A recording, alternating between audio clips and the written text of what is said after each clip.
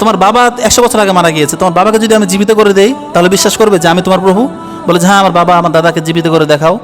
তাদের সঙ্গে সঙ্গে কবর থেকে ডাক দিবে, তার বাবা দাদা উঠে চলে আসবে। মূলত তার বাপ দাদা আসবে না, আসবে তার শয়তান, তার বাবার রূপ ধরে আসবে, তার দাদার রূপ ধরে আসবে। তখন এই ব্যক্তি দেখে মুসিবতের মধ্যে পড়ে যাবে যে কিরে, সত্যি তো আমার বাবা এটা, আমার দাদা এটা, তাহলে তুমি প্রভু। এই প্রভু বলে তাকে আল্লাহ স্বীকার করে নেবে। তার দাজ্জালের একদিকে থাকবে জান্নাত, একদিকে থাকবে জাহান্নাম। তো যারা তাকে প্রভু হিসেবে স্বীকার করে নেবে তাদেরকে সে জান্নাতের মধ্যে ঢুকে দিবে। মূলত বাহ্যিকভাবে দেখা যাবে যে এটা জান্নাত, কিন্তু মূলত তার জান্নাতে ঢোকার পরে সেখানে জাহান্নামের কষ্ট, জাহান্নামের যন্ত্রণা সে ভোগ করবে। কিন্তু যে এত কষ্ট এত মুসিবতের পরেও তাকে আল্লাহ হিসেবে স্বীকার করবে না, তাকে সে জাহান্নামের মধ্যে ঢুকিয়ে দিবে দাজ্জাল। দাজ্জাল নিজেও জানবে না যে যেটা জাহান্নাম সে মনে করছে এটাকে মূলত আল্লাহ পাক ভিতরে জান্নাত বানিয়ে দিয়েছেন। তো তাকে আল্লাহ মানবে না, তাকে জাহান্নামে ঢুকিয়ে দিবে। তো জাহান্নামে গিয়ে সে মূলত জান্নাতের সুখ শান্তি ভোগ করবে। তো এইভাবে মানুষকে ইমানের পরীক্ষা ফেলে দিবে। মানুষটা ইমান নিয়ে সংকটে পড়ে যাবে, ইমান নিয়ে হয়রান হয়ে যাবে, ইমান হারিয়ে ফেলবে। লক্ষ কোটি জন ব্যক্তি ইমান হারিয়ে ফেলবে। রব্বুল আলামিন আমাদেরকে জুমার দিন মসজিদে আসার তৌফিক দিয়েছেন, সে মহান রব্বুল আলামিনের শুকরিয়া আদায় করি। সকলে বলি আলহামদুলিল্লাহ।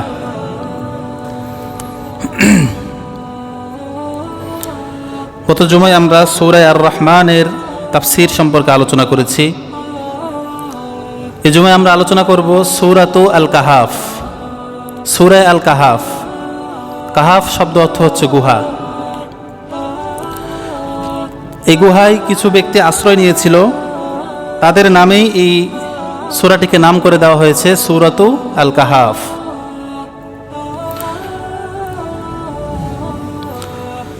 সূরা কাহাফ এটি হচ্ছে মাক্কি সূরা। মনে রাখতে হবে যে সূরাগুলো বিশ্বনবীর মক্কার জীবনীতে অবতীর্ণ হয়েছে এগুলোকে মাক্কি বলা হয়। আর যে সূরাগুলো বিশ্বনবী যখন মদিনায় ছিলেন সে সময় তার প্রতি অবতীর্ণ হয়েছে এই সূরাগুলোকে মাদানী বলা হয়। তাহলে যেগুলো মক্কায় আসছে সেগুলোকে মাক্কি বলা হয়। কোরআনুল কারীম খুললে দেখবেন বিভিন্ন সূরার উপরে লেখা আছে সূরাতু আর রহমান মাক্কিয়া, সূরাতুল কাহাফ মাক্কিয়া, অনেক সূরায় দেখবেন মাদানিয়া লেখা আছে। তো যে সূরায় মাক্কিয়া লেখা আছে মনে করতে হবে, বুঝতে হবে এগুলো মক্কায় অবতীর্ণ হয়েছে, আর যেগুলোতে মাদানিয়া লেখা আছে এগুলো মদিনায় অবতীর্ণ হয়েছে। তো সূরা কাহাফ এই সূরাটি হচ্ছে পবিত্র কোরআনের 18 নম্বর সূরা। এই সূরাটি পড়ার সময় দেখবেন কয়েক পৃষ্ঠা পরে দেখবেন ওয়াল্লিয়াত আলাত্তফ একটি শব্দ আছে, ওয়াল্লিয়াত আলাত্তফ। এই শব্দটা দেখবেন যে বোল্ড করা আছে, মোটা করে দেওয়া আছে, মোটা করে লেখা আছে। তো এই সূরাটা হচ্ছে পবিত্র কোরআনের একবারে মাঝের একটা অংশ, দুই দিকে সমান আয়াত রয়েছে। এই শব্দের আগেও যেমন যেটা আয়াত রয়েছে এর পরেও ঠিক ততটাই আয়াত রয়েছে। এটা একদম মাঝের অংশ, এজন্য এটাকে বোল্ড করে দিয়েছে ওয়াল্লিয়াত আলাত্তফ। তো বিশ্বনবী যখন শুরুর জামানায় তার ওহী আসার শুরুর জামানায় শুরু লগ্নে ইসলামের দাওয়াত প্রচার করতে শুরু করলেন, তো সেই সময় কাফের মুশরিকদের অত্যাচার ছিল সীমাহীন। কাফের মুশরিকরা প্রচুর পরিমাণে অত্যাচার করত, যার কারণে মুসলমানরা অনেক সময় হতাশ হয়ে যেত, অনেক সময় নিরাশ হয়ে যেত।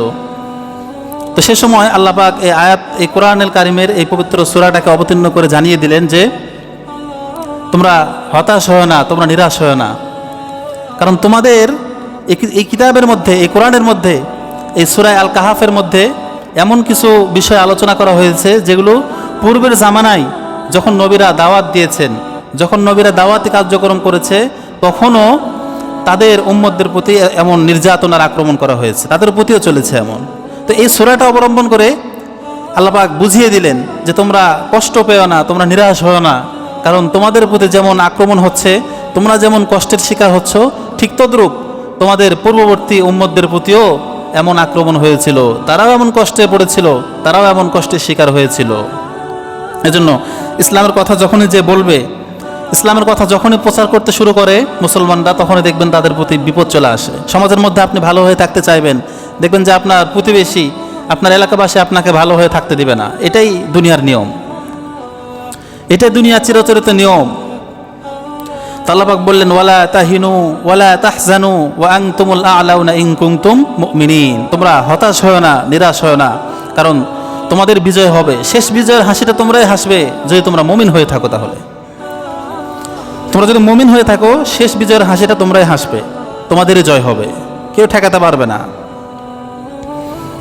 তো এই সূরা অবতীর্ণ হওয়ার একটা প্রেক্ষাপট রয়েছে। কেন অবতীর্ণ হয়েছিল? এটাকে আরবি থেকে বলা হয় শানে নুজুল।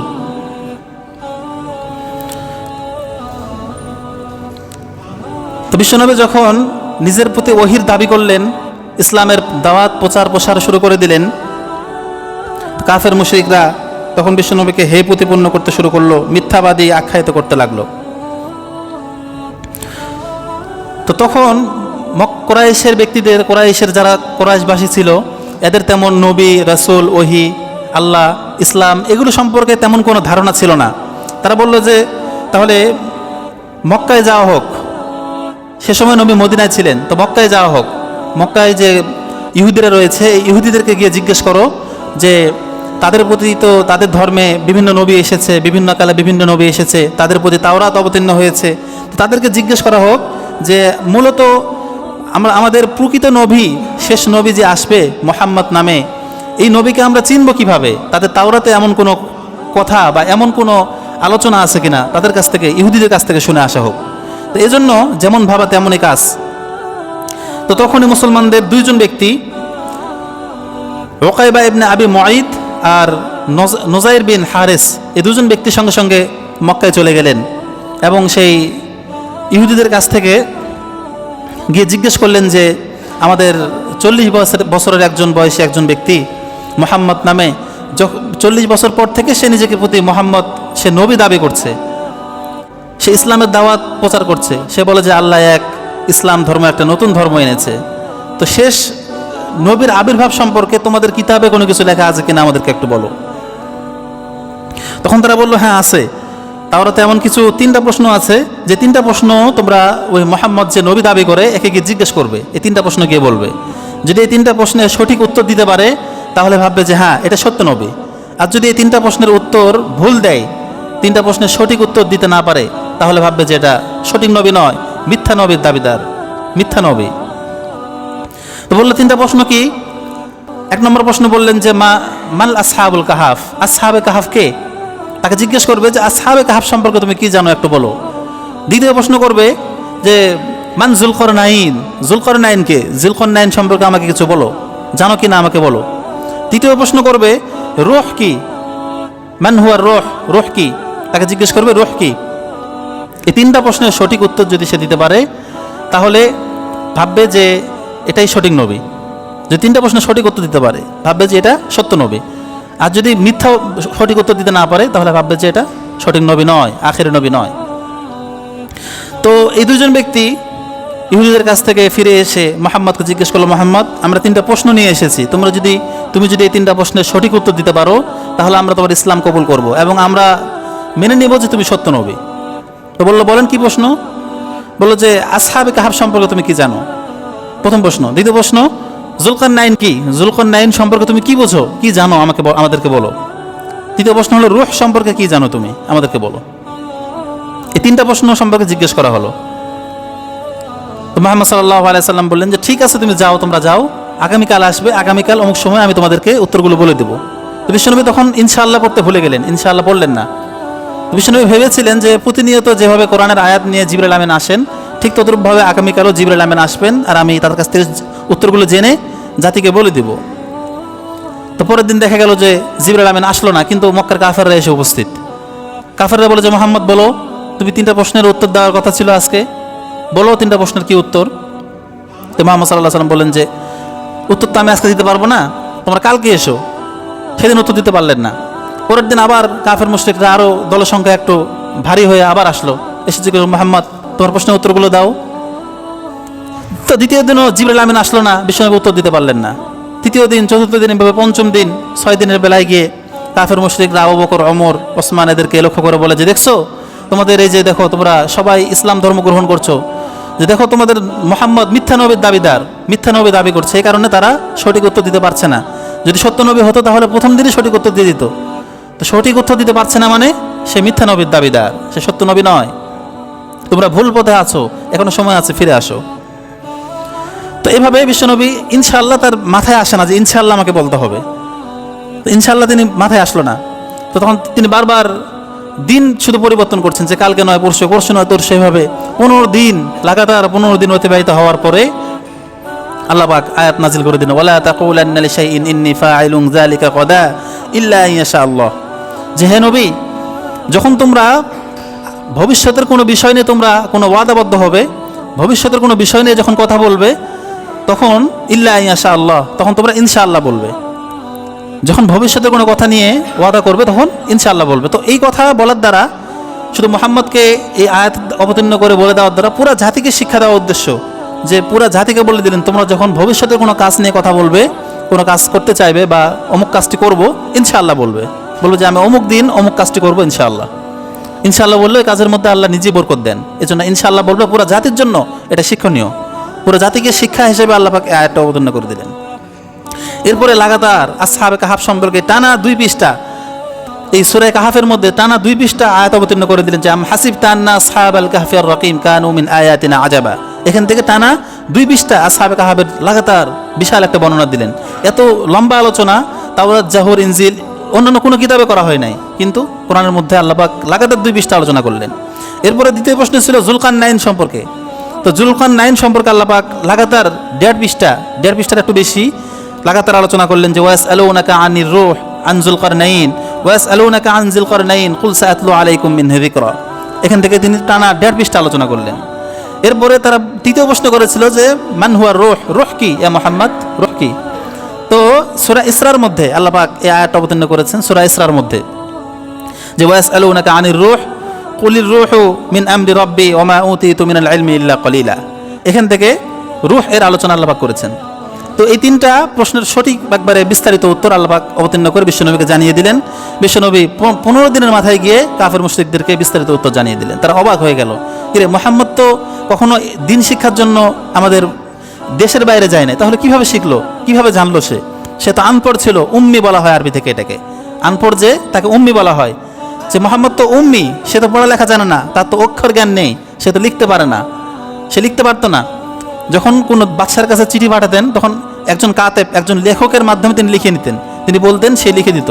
এরপরে একটা সিল ছিল, এই সিলটা মেরে, মুহাম্মদের সিল মেরে সে পাঠিয়ে দিত। এটা তিনি লিখতে জানতেন না, পড়তে জানতেন না। তো ভাবলো যে মুহাম্মদ কীভাবে বলতে পারলো এত বিস্তারিত উত্তর, তারা অবাক হয়ে গেল।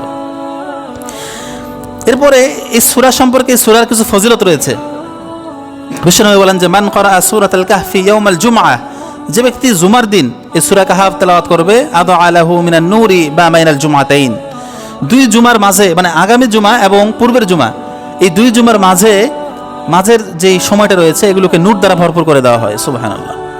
আবার একটা হাদিসে আসছে, যে ব্যক্তি সূরা কাহফকে জুমার দিন, অর্থাৎ আরবি তারিখ অনুযায়ী জুমার দিন শুরু হয়ে যায় বৃহস্পতিবার মাগরিবের পর থেকে, বৃহস্পতিবার মাগরিবের পর থেকে জুমার দিন শুরু হয়ে যায়। তো জুমার দিন মাগরিবের পর থেকে শুক্রবার মাগরিবের আগ পর্যন্ত যে সময়টুকুর মধ্যে সূরা কাহফ তেলাওয়াত করবে, তার এই জুমা থেকে আগামীর 1 জুমা এবং পূর্বের 1 জুমার সগীরা গুনাহগুলো তার ক্ষমা করে দেওয়া হবে। সুবহানাল্লাহ। আবার বিশ্বনবী বলে যে মান হাফিজা 10 আয়াতিন মিন আউয়ালি সূরাতুল কাহফি উসিনা মিন ফিতনাতিদ দাজ্জাল, যে ব্যক্তি সূরা কাহফের প্রথম 10 আয়াত মুখস্থ করবে, প্রথম 10টা আয়াত, ছোট ছোট আয়াত, এই 10টা আয়াত যে মুখস্থ করবে, উসিনা মিন ফিতনাতিদ দাজ্জাল, তাকে আল্লাহ পাক দাজ্জালের ফিতনা থেকে হেফাজত করবেন। দাজ্জাল সম্পর্কে আপনারা শুনেছেন না? দাজ্জালের ফিতনা থেকে আল্লাহ পাক তাদেরকে হেফাজত করবেন, যে এই সূরার 10টি আয়াত, শুরু থেকে 10টি আয়াত মুখস্থ করবে। তো সূরা কাহফের সঙ্গে এখানে দাজ্জালের কথা কেন আনা হলো? অন্যান্য সূরায় আনা হলো না, কিন্তু সূরা কাহফের মধ্যে কেন আনা হলো দাজ্জালের কথা? দাজ্জাল হচ্ছে শেষ জামানায় আসবে। দাজ্জাল একটা বড় একটা ফিতনা। এই দাজ্জালের মতো ফিতনা ইতিপূর্বে পৃথিবীর সৃষ্টি হওয়ার পর থেকে এই দাজ্জালের মতো ফিতনা পৃথিবীবাসী কখনো দেখি নাই। এই পৃথিবী দাজ্জালের মতো ফিতনা দেখবেও না কিয়ামত পর্যন্ত। এত বড় একটা ফিতনা এই দাজ্জালের ফিতনা। এই দাজ্জালের ফিতনা থেকে একজন মানুষও রেহাই পাবে না, সে মুসলিম হোক, কাফের হোক, হিন্দু হোক, যে ধর্মের হোক না কেন। এই দাজ্জালের ফিতনা সবাইকে গ্রাস করে ফেলবে। সবচেয়ে বড় ফিতনা হবে দাজ্জাল ফিতনা। এবং শেষ জামানায় হযরত ঈসা আলাইহিস সালাম এসে এই দাজ্জালকে হত্যা করবে, কেউ তাকে হত্যা করতে পারবে না। এবং এই দাজ্জালকে অসম্ভব ক্ষমতার অধিকারী করা হবে, অনেক ক্ষমতার অধিকারী করে দেওয়া হবে তাকে। প্রচুর পরিমাণে ক্ষমতা দেওয়া, অবাক করা ক্ষমতা দেওয়া হবে। তো এই দাজ্জাল মানুষকে চারটি দিক দিয়ে তাকে মানুষকে ভ্রান্ত পথে নিয়ে যাবে, ঈমান হরণ করবে, তাদেরকে গোমরাহ করবে, পথভ্রষ্ট করার চেষ্টা করবে। এই চারটা বিষয় সূরা কাহফের মধ্যে উল্লেখ করা হয়েছে। তার মধ্যে একটা হচ্ছে ঈমানের পরীক্ষা নেবেন তিনি দাজ্জাল।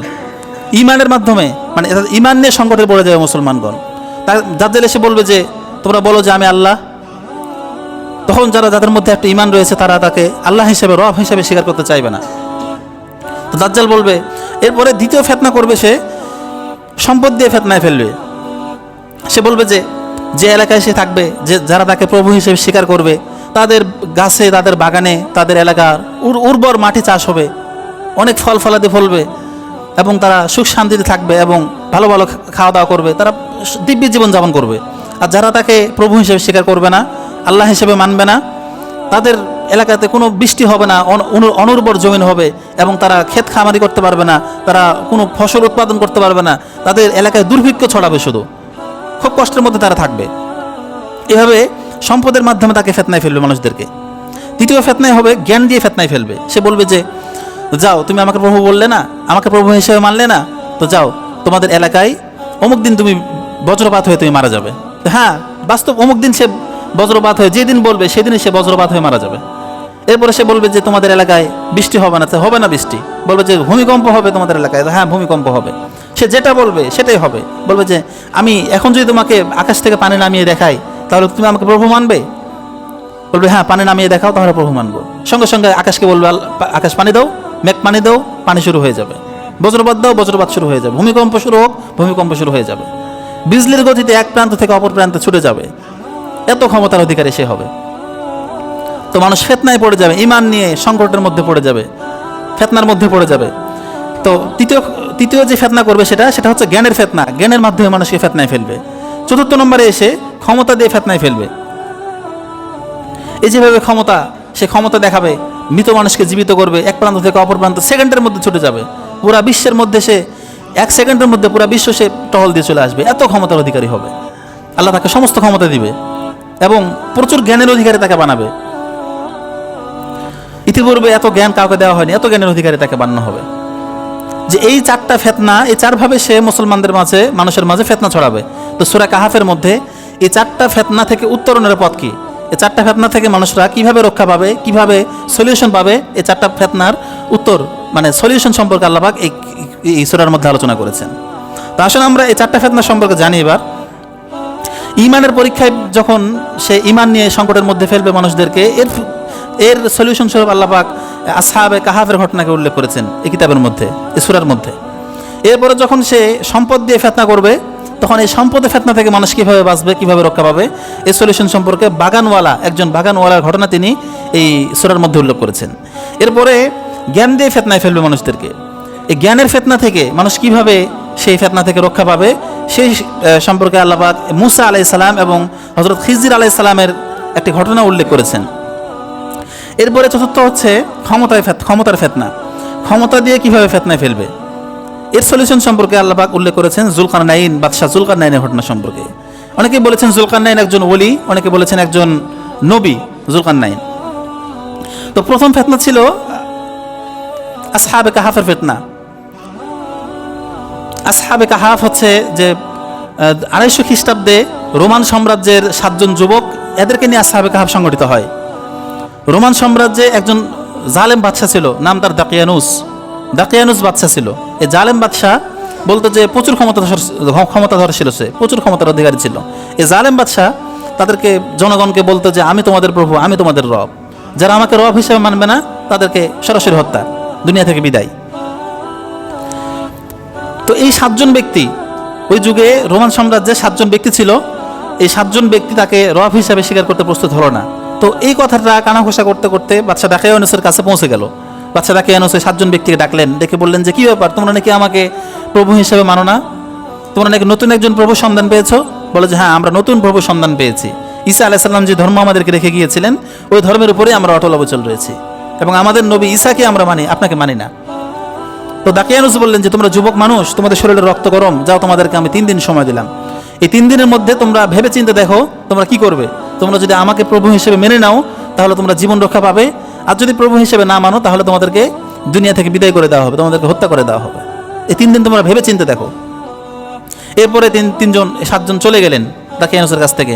যাওয়ার পরে তারা পরামর্শ করলেন যে এই এলাকায় থাকলে আমরা, এই নগরীটার নাম ছিল ইফসিস নগরী, এই ইফসিস নগরীতে থাকলে আমরা আমাদের ঈমান রক্ষা করতে পারবো না। বর্তমান তুরস্কের ইজমির শহরে এটা অবস্থিত, এখনও বর্তমান রয়েছে এটা। ইজমির শহরে ইফসিস নগরী আছে, এই নামেই আছে।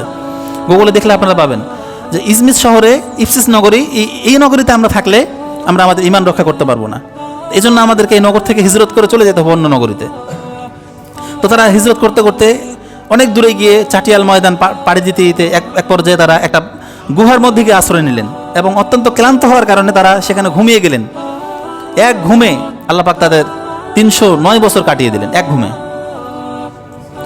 309 বছর পার হয়ে গেল। 309 বছর পরে তারা সবাই 7 জনে জাগ্রত হলেন।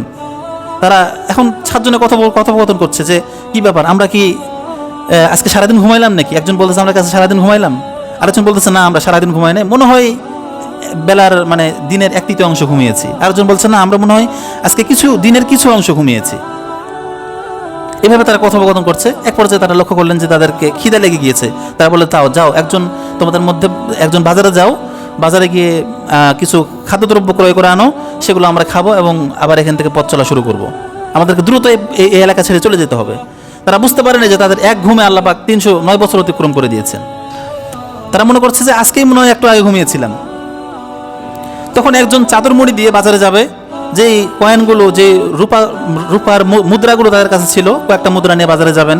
বাজারে গিয়ে জিনিসপত্র ক্রয় করার পরে যখন টাকাটা দিতে যাবে, তখন দোকানদার যে বিক্রি করলো জিনিসপত্র, তাই সে দোকানদার বললো যে কি ব্যাপার, তুমি এই এতদিন আগের মুদ্রা দিচ্ছ কেন? এটা তো অনেক আগের মুদ্রা, 100 বছর আগের মুদ্রা এটা। বলছে কি ব্যাপার, কি বলছো তুমি 100 বছর আগের মুদ্রা? আমি তো আজকে সকালেই বাসা থেকে নিয়ে বের হলাম, এটা এখনকারই মুদ্রা, এটা নাও। বলছে না এটা এখনকার মুদ্রা না। তখন দোকানদার ভাবলো যে না, এই মনে হয় কোনো গুপ্তধনের সন্ধান পেয়েছে, কারণ তাকে ধরে ওই যুগের বাদশাহ, ওই যুগে মুসলমান পুরা জাতি ছিল মুসলমান এবং ওই যুগের বাদশাহ ছিল মুসলমান। তো মুসলমান বাদশার কাছে তাকে নিয়ে যাওয়া হলো। বাদশার কাছে সমস্ত বিবরণ শোনার পরে বাদশাহ বললেন যে না, আমার তো বিশ্বাস করছে না, তো চলো তোমাদের সাথীরা যেখানে আছে, যে গুহায় রয়েছে, ওখানে আমাকে নিয়ে চলো। তো ওই গুহায় নিয়ে যাওয়া হলো। ওই ব্যক্তি ওই গুহায় বাদশাহ এবং বাদশার সভাসদদেরকে ওই গুহায় নিয়ে আসলেন। গুহার সামনে তাদেরকে দাঁড় করে রেখে এই ব্যক্তি যখন এই গুহার মধ্যে প্রবেশ করলেন, প্রবেশ করেই আল্লাহ পাক 7 জনকে সেখানে গুহার মধ্যে মৃত্যু দিয়ে দিলেন।